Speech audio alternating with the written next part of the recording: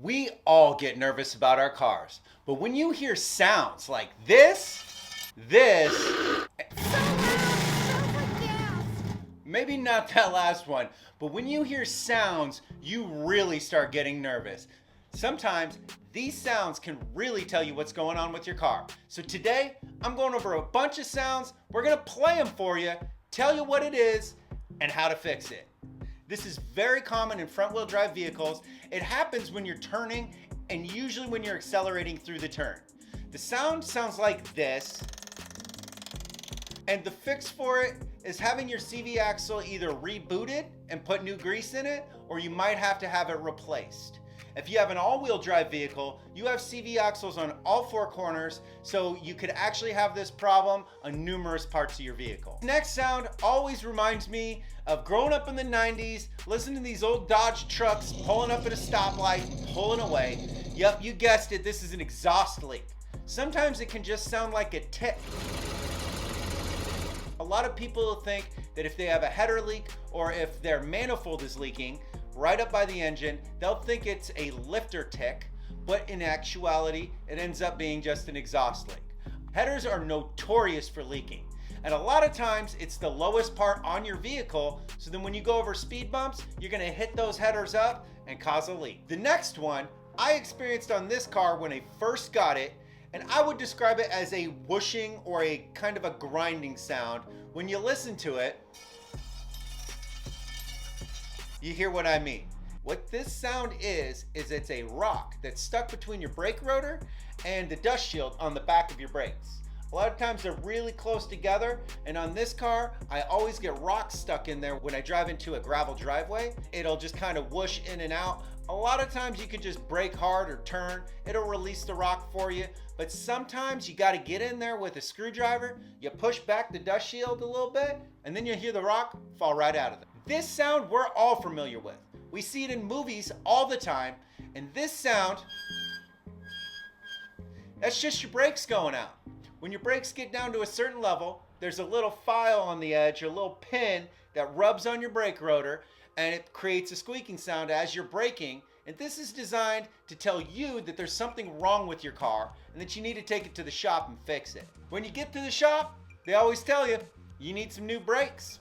You can also check this on your own. If your wheels have enough gap on the rim to actually get in and look at the brake pad, you can always check to see how much brake pads you got left. Some sounds are just maintenance. Other sounds are a catastrophe. And this next sound, that's not a sound that anybody wants to hear. Now, this could be a conclusion of two different things. If the sound is on the bottom of the engine, this is really bad. This is a rod knock. This is the rod of your piston is loose on the crank and it's jamming and knocking against it. The bearing could be bad. You could have a bent rod. Either way, this means your engine is done for now. The other thing it could be, if you get lucky, this could be on the top of your engine. It's still a big deal. It's not as big of a deal as a rod knock. It's just a ticking valve. And sometimes you could just get that valve adjusted. It's just fine. Other times you might have to rebuild the head if there's some damage going on inside there. Now this next sound actually is a common sound. This car has a rebuilt transmission in it, and almost every time I go into reverse, if I don't go into second or first before I try to put it in reverse, we hear this sound. This sound is your transmission gears. Well, it's actually your synchros in your transmission. If you're getting this sound when you're just driving regularly and your transmission is not brand new, then this is a problem. This means that your synchros are going out and eventually you're not gonna be able to get your car into gear. Maybe if it's got enough tolerance, you might be able to rev match and get it in gear. Either way, you're gonna wanna get this fixed and it's not gonna be cheap. This next sound could be described as a humming or maybe another whooshing type sound. What this sound is it's a throwout bearing. The way you can check that is if it goes away when you engage your clutch, that is most definitely going to be your throwout bearing. That's because you're engaging the bearing, you're applying pressure to it with your clutch pedal, which is gonna cause it to stop making noise. This is caused by somebody keeping their foot on the clutch pedal when they're at a stoplight or even when they're driving. And you're also gonna wanna get it fixed fairly soon, because if that thing goes out, you're not gonna be able to shift your car into gear from a stop. You might be able to rev match your way home, but you're not gonna be able to start from a stop unless you park going down a hill. Now this next sound only happens after you work on your car. I know what you're thinking. You're thinking, what? This sound is a common sound. This sound is you losing a wrench that you left in your engine compartment. This is common when you go to drive away or after a few miles of a test drive, you hear that sound and you know where your 10mm wrench went. It's on the road now. Hissing sounds can be hard to hear when your car's running, but when you shut it off and you hear some kind of hiss, that's an indication of something that's under pressure that has a leak. This could be your coolant system, AC. It could be a ton of different things. It might even just be a vacuum leak. Now, the way you can find a vacuum leak is you can take WD-40, or some people like to use a highly flammable liquid, but you spray this on your vacuum lines, and when you spray it on the vacuum line and your car revs up, that's an indication that you got a leak in that line. Squeaking! There's all kinds of squeaking. We already covered one of them, the brake squeak.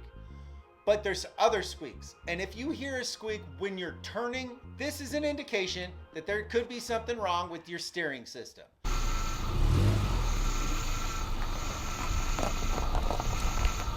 Old cars like to make this squeaking sound from your belt when you're turning because it's putting too much pressure on your steering pump. Your steering rack or steering box might have some issue with it where it's causing overpressure or the system to get too hot, which can cause the belt to squeak. It really depends on what kind of steering system you have. If the squeaking only happens while you're turning, that's a good indication that it's within the steering system. This next sound typically also happens after you work on your car, and that's a rattling. When you take a right turn, this rattling will go to left. And when you take a left turn, this rattling will roll to the right. And this sound means that you found your 10mm socket. Yeah, you did. So now that you found your 10mm socket, make sure you subscribe. Thanks for tuning in. We'll see you in the next one.